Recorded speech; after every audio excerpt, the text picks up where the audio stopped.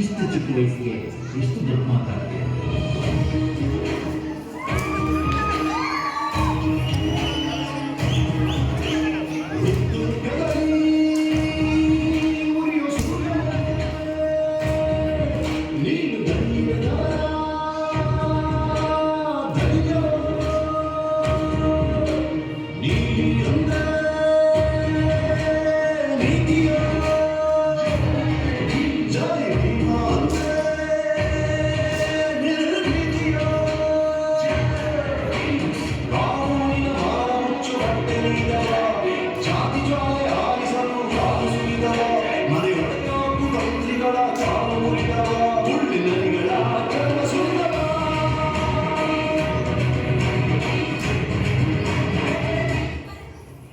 ನಾನು ನಿನ್ನ ಬಗ್ಗೆ ಬೇರೆ ಶಿಕ್ಷಕರ ಹತ್ರ ವಿದ್ಯಾರ್ಥಿಗಳ ಹತ್ರ ಕೇಳಿದ್ದೀನಿ.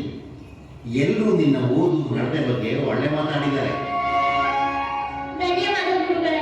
ನೀವೊಬ್ರು ನನ್ನ ಬೆನ್ನಿಂದಲೇ ಇದ್ರೆ ನನ್ನ ಜೀವನದಲ್ಲಿ ಗೆಲ್ತಾನೆ ಹೋಗ್ತೀನಿ. ನನ್ನ ಬೆಂಬಲ ಯಾವಾಗಲೂ ಇರುತ್ತೆ ಭೀಮರಾವ್. ನಾನು ಬೇಕಾದ್ರೆ ಮಾತು ಕೊಡ್ತೀನಿ. ಬೇಡ ಮುಖ್ಯೋಪಾಧ್ಯಾಯರೇ, ನೀವು ಮಾತು ಕೊಡ್ಬೇಡಿ. ಗುರುಪಟ್ಟದಲ್ಲಿ ಕೂತಿರೋ ಒಬ್ಬ ವ್ಯಕ್ತಿ ಕೊಟ್ಟಿರೋ ಮಾತು ಉಳಿಸ್ಕೊಳ್ಳಿಲ್ಲ ಅಂದ್ರೆ ಆ ಪರಿಸ್ಥಿತಿ ನೋಡೋಕೆ ತುಂಬಾ ಕಷ್ಟ ಆಗುತ್ತೆ. ಈ ಹಿಂದೆ ನಾನು ಓದ್ತಿದ್ದ ಶಾಲೆ ಮುಖ್ಯೋಪಾಧ್ಯಾಯರು ಕೂಡ ನನಗೆ ಮಾತು ಕೊಟ್ಟಿದ್ರು, ಅವ್ರು ಸದಾ ನನ್ನ ಜೊತೆ ನಿಲ್ತೀನಿ ಅಂತ.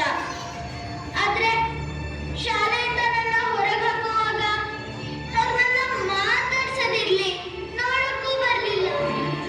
ತಪ್ಪು ಮಾತಾಡಿದ್ರೆ ದಯವಿಟ್ಟು ನನ್ನ ಕ್ಷಮಿಸ್ಬಿಡಿ.